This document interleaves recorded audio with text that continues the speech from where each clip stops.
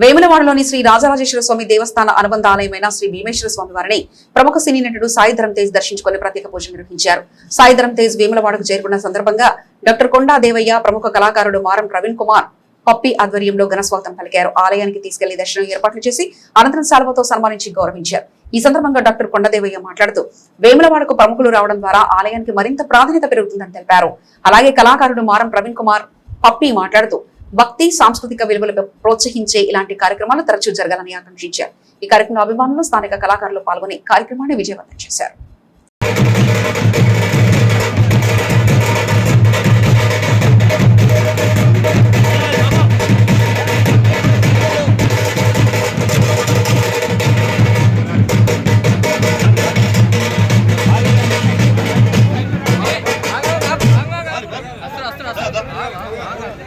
चलो चलो चलो चलो ना चलो